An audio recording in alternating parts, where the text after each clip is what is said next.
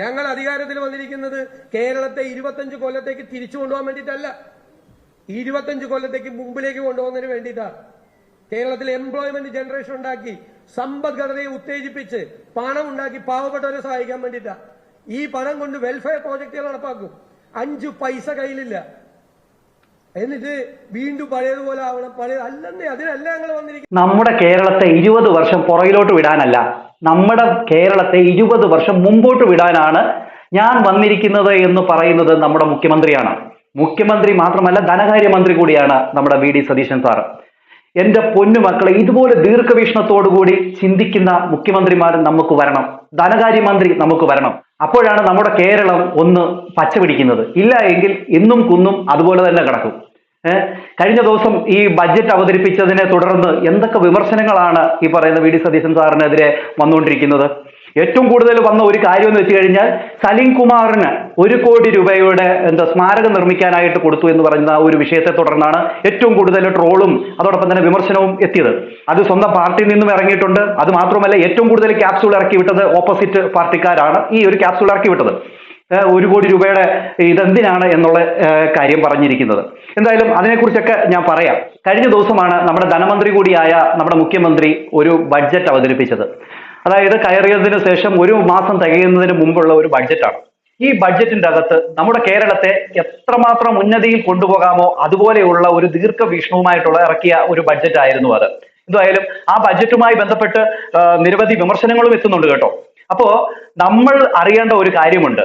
ഈ പറയുന്ന ഈ ബഡ്ജറ്റ് വന്നതിന് ശേഷം ഈ ബഡ്ജറ്റിൽ ഏറ്റവും കൂടുതൽ എടുത്തു പറഞ്ഞിരിക്കുന്ന ഒരു പദ്ധതിയുണ്ട്, മിഷൻ സമുദ്ര എന്ന് പറയുന്നത്. ഇത് നമ്മുടെ മുഖ്യമന്ത്രിയുടെ അല്ലെ നമ്മുടെ ധനകാര്യമന്ത്രി ആയിരിക്കുന്ന വി ഡി സതീശൻ സാറിന്റെ ഒരു സ്വപ്ന പദ്ധതിയാണ്.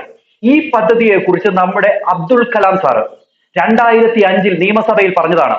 നമ്മുടെ കേരളത്തിൽ ഈ പറയുന്ന തുറമുഖ സാധ്യതകളെ കുറിച്ച് അദ്ദേഹം പറഞ്ഞിട്ടുണ്ടായിരുന്നു 2005. അന്ന് അദ്ദേഹം 2005 നിയമസഭയിൽ പറഞ്ഞ ഈ ഒരു കാര്യം ഇന്ന് നമ്മുടെ വി ഡി സതീശൻ സാർ അത് നടപ്പിലാക്കിയിരിക്കുകയാണ്. കാരണം എന്ന് വെച്ച് കഴിഞ്ഞാൽ, ഇതുമൂലം നമ്മുടെ കേരളം രക്ഷപ്പെടും, കേരളത്തിലെ ജനങ്ങൾക്ക് തൊഴിൽ കിട്ടും, വിദേശത്തേക്ക് തൊഴിലിന് വേണ്ടി പോകുന്ന ആളുകളുടെ എണ്ണം കുറയും. എന്തായാലും അത് നിങ്ങളൊന്ന് കേട്ടു നോക്ക്. അത് കേട്ടതിന് ശേഷം കുറച്ച് കൂടുതൽ കാര്യങ്ങൾ എനിക്ക് പറയാനുണ്ട്. കേരളത്തെ തുറമുഖ നഗരമാക്കുമെന്ന ബജറ്റ് പ്രഖ്യാപനം സംസ്ഥാനത്തിന് മുന്നിൽ തുറക്കുന്ന സാധ്യതകൾ ഏറെയാണ്. കേരളത്തിലെ പ്രധാന തുറമുഖങ്ങൾ തമ്മിൽ ബന്ധിപ്പിച്ചാൽ ചരക്ക് നീക്കത്തിലുള്ള ചെലവ് പകുതിയായി കുറയ്ക്കാം. എന്തായാലും നമ്മുടെ ഈ മിഷൻ സമുദ്ര എന്ന് പറയുന്ന സ്വപ്ന പദ്ധതി, അതിനെക്കുറിച്ച് നിങ്ങൾ കുറച്ചൊന്ന് കേട്ടു നോക്കും. കേരളത്തിന്റെ 600 കിലോമീറ്റർ തീരദേശം, 2 അന്താരാഷ്ട്ര തുറമുഖങ്ങൾ, ഒരു കണ്ടെയ്നർ ട്രാൻസിറ്റ്മെന്റ് ടെർമിനൽ, 17 നോൺ മേജർ തുറമുഖങ്ങൾ, മറ്റനേകം ജലസ്രോതസ്സുകൾ തുടങ്ങിയ സാധ്യതകൾ സംയോജിപ്പിച്ച് കേരളത്തെ ലോക മാരിടൈം ഭൂപടത്തിൽ വൻ ശക്തിയായി ഉയർത്തുന്നതിനുള്ള പദ്ധതിയായ മിഷൻ സമുദ്ര നടപ്പിലാക്കുക.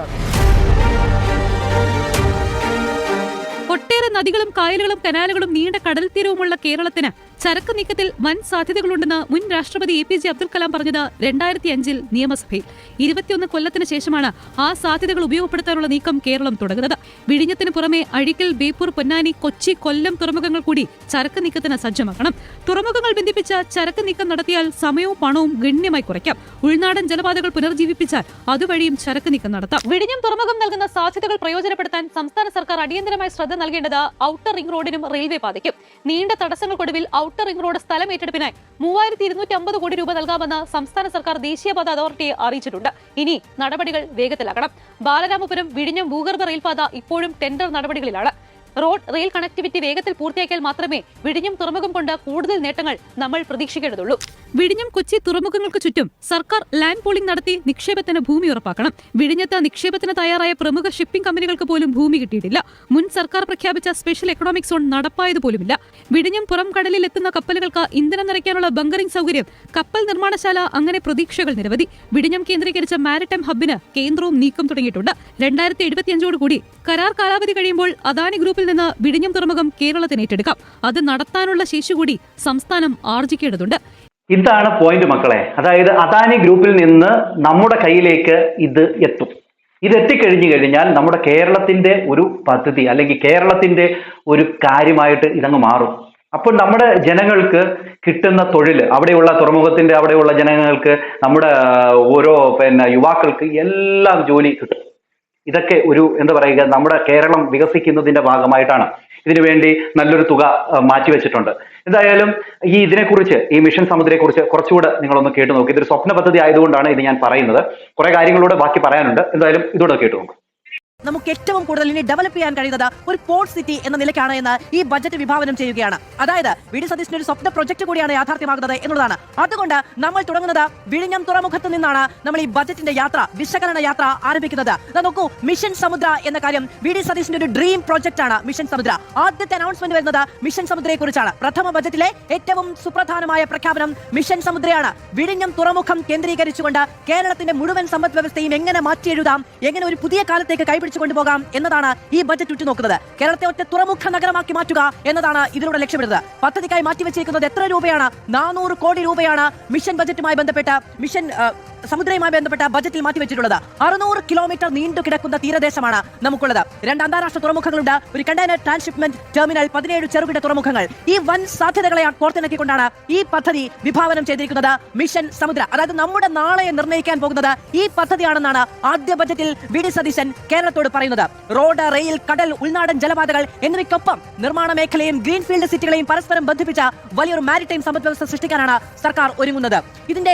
ഇതിനോടൊപ്പം തന്നെ തുറമുഖത്തിന്റെ അനുബന്ധ വികസനത്തിനും ബജറ്റിൽ പ്രത്യേക ഊന്നലുണ്ട്. കേരളത്തിന്റെ മുഖച്ഛായ തന്നെ മാറ്റുന്ന പദ്ധതിയാണ് ഇത് എന്നാണ് സർക്കാർ അവകാശപ്പെടുന്നത്. ഇത് നമ്മുടെ മുന്നിലുള്ള ഒരു സാധ്യതയാണ്.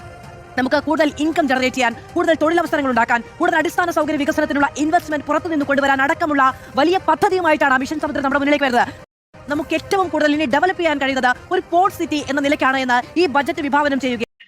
കേരളത്തിന്റെ മുഖച്ഛായ തന്നെ മാറുന്ന ഒരു പദ്ധതിയാണ് മിഷൻ സമുദ്ര. ഇത് മാറും എന്നുള്ള കാര്യത്തിൽ ഒരു സംശയമില്ല. കാരണം ഇവിടേക്ക് ഇൻവെസ്റ്റ്മെന്റ് എത്തും. നമ്മുടെ ഗൾഫിലൊക്കെ കിടക്കുന്ന നമ്മുടെ ചേട്ടന്മാര്, നമ്മുടെ അച്ഛന്മാര്, നമ്മുടെ എല്ലാ ആൾക്കാരും ഇവിടേക്ക് ഇൻവെസ്റ്റ്മെന്റ് ചെയ്യാനായിട്ട് തയ്യാറാകും. ഇത് തന്നെയാണ് ഇപ്പോൾ ഈ പദ്ധതി അല്ലെങ്കിൽ ഈ ഒരു ബഡ്ജറ്റ് പ്രഖ്യാപിച്ച സമയത്ത് വി.ഡി. സതീശൻ സാർ പറഞ്ഞിരിക്കുന്നത്. പുതിയ ഇൻവെസ്റ്റ്മെന്റ് നമ്മുടെ കേരളത്തിലേക്ക് വരണം.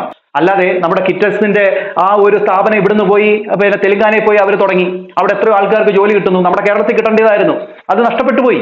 അതല്ല നമുക്ക് വേണ്ടത്. നമ്മുടെ കേരളത്തിൽ എന്താ പറയുക, പുതിയ സ്ഥാപനങ്ങൾ വരണം. നമ്മുടെ കേരളത്തിലുള്ള ജനങ്ങൾക്ക് ജോലി വേണം.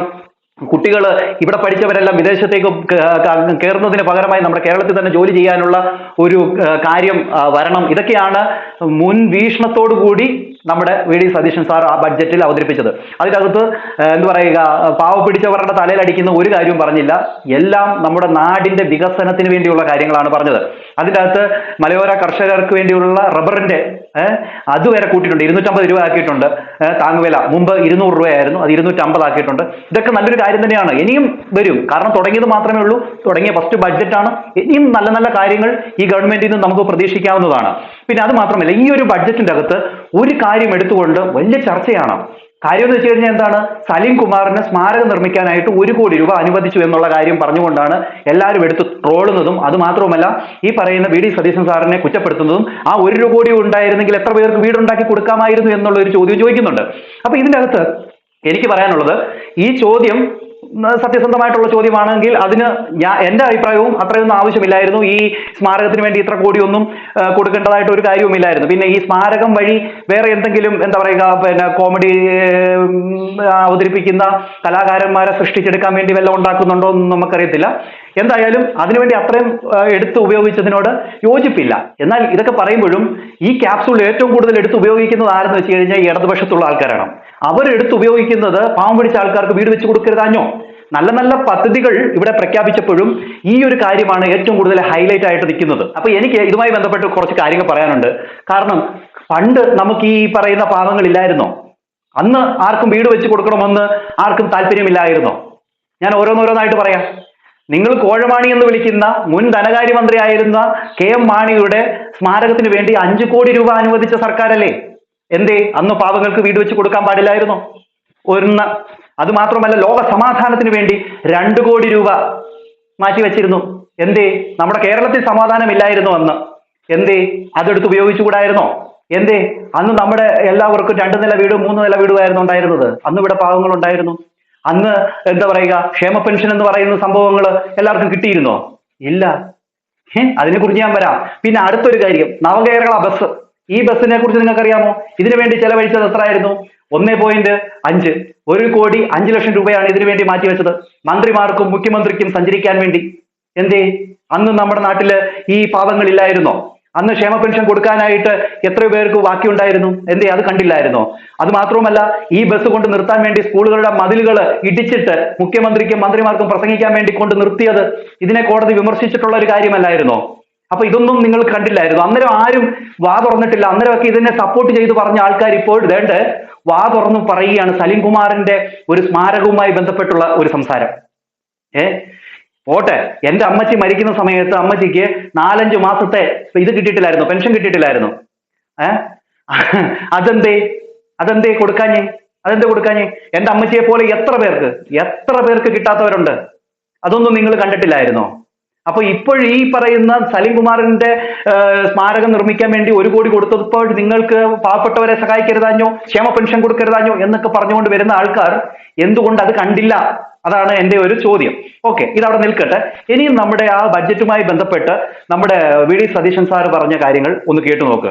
ദീർഘവീക്ഷണത്തോടു കൂടി സംസാരിക്കുന്ന ഒരു മുഖ്യമന്ത്രി ഇപ്പോഴാണ് നമുക്ക് കിട്ടിയത്. നമ്മുടെ കേരളം രക്ഷപ്പെടും, അത് ഉറപ്പാണ്.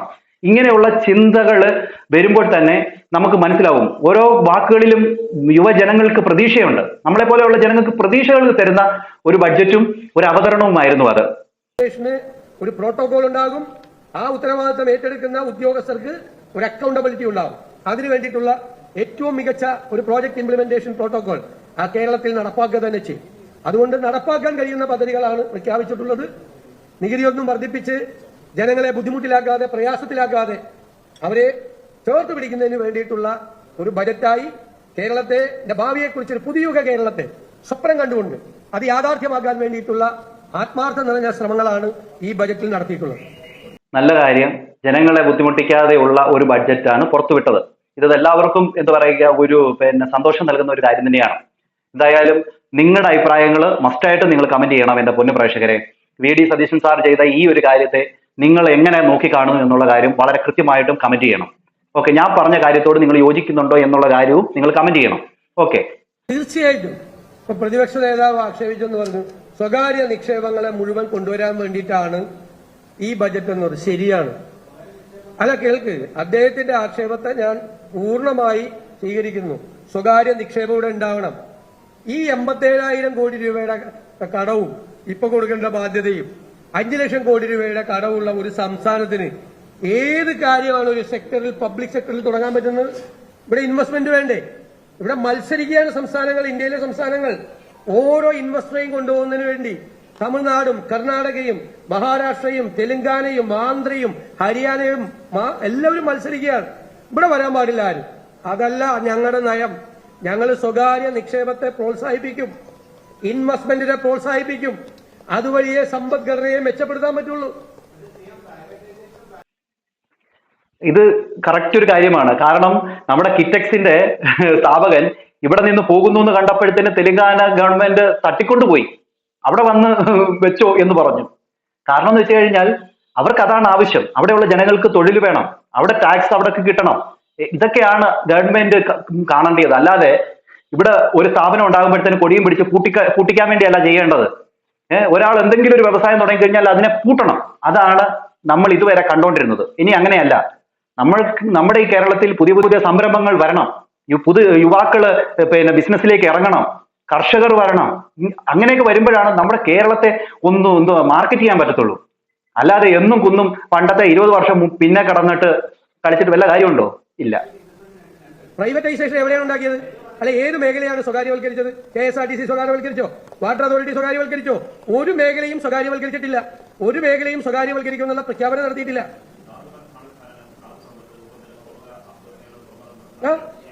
തുറമുഖങ്ങളെ കോൺഗ്രസിന്റെ കർണാടകത്തിൽ കോൺഗ്രസ് ഇത് തന്നെ ചെയ്യുന്നത്, തെലങ്കാനയിൽ തന്നെ ആ നയത്തിൽ നിന്നൊരു വ്യത്യസ്തമായിട്ടുള്ള ഒരു നയവും കേരളത്തിലില്ല. കോൺഗ്രസിന്റെ നയം ഇത് തന്നെ. കോൺഗ്രസ് ഭരിക്കുന്ന സംസ്ഥാനങ്ങളിലാണ് ഏറ്റവും ഭംഗിയായിട്ട് ഇൻവെസ്റ്റ്മെന്റ് കൊണ്ടുവന്നിരുന്നത്.